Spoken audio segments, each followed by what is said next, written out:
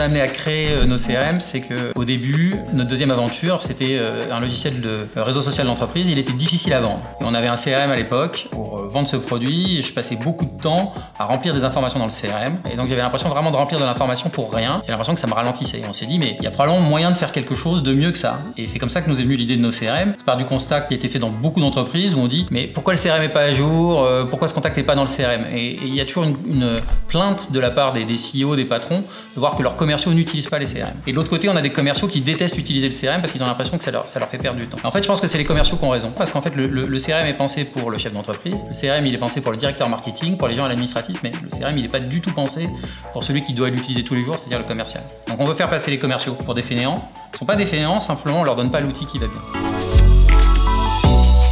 Non, c'est extrêmement simple et c'est le principe. J'arrive le matin, je vois toutes les opportunités que j'ai à rappeler, je les rappelle, je mets la date du prochain rappel, c'est la seule façon de les faire disparaître de mon écran. Et voilà, à la fin de la journée, mon écran est vide parce que j'ai relancé tous mes prospects. Ça fait du bien, on rentre chez soi, on est tranquille, journée bien accomplie. Donc là, je vais vous montrer ce que voit un commercial le matin quand il arrive. Okay, donc le matin, il a toutes ces opportunités à faire, classées en fonction de l'étape dans le processus commercial. Je vais rajouter une opportunité pour vous faire une petite démonstration. Donc je fais ma petite opportunité, je vais faire une opportunité avec François, quelqu'un de vachement intéressant que j'ai croisé à un salon, hop, et je vais faire le niveau minimum de l'opportunité, son prénom, un numéro de téléphone dans le titre. Voilà. Donc là, j'ai créé François, c'est ici, donc c'est pas très joli, il n'y a pas les informations, mais au moins, je sais que je dois faire quelque chose avec lui. Donc François, je l'appelle, on discute, l'appel se passe bien, et il me dit, bah écoute, on se cale une démo la semaine prochaine. Donc qu'est-ce que je vais faire ici?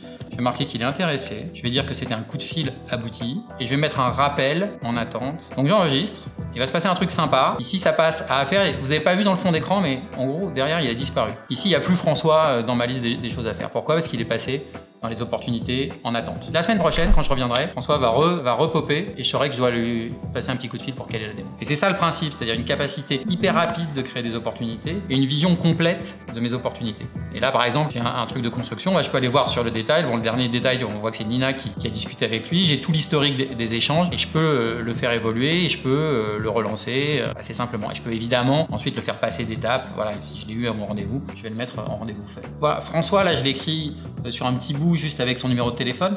La réalité, c'est que c'est bien mieux que le post-it. Voilà, sinon, j'aurais pu le mettre sur un post-it, sur une feuille, je vais l'avoir oublié. Là, je suis sûr que je l'oublie pas.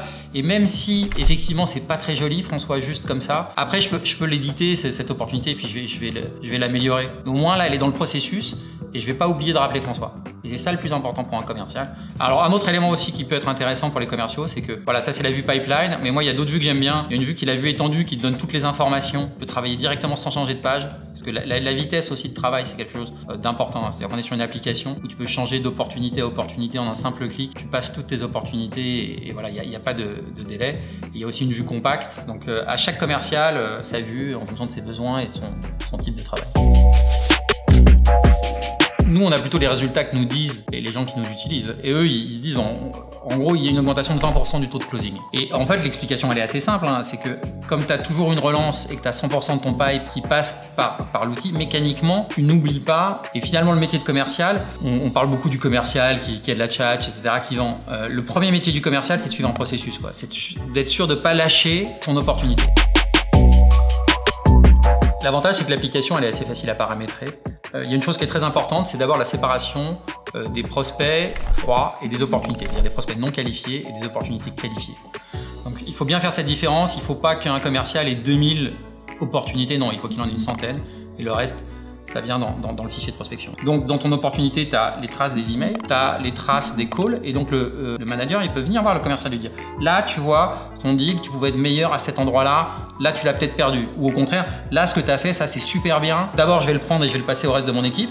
Et je vais faire monter en compétence mon équipe. Et ça, garde-le et réutilise-le. C'est ça qui aide le commercial. Voilà.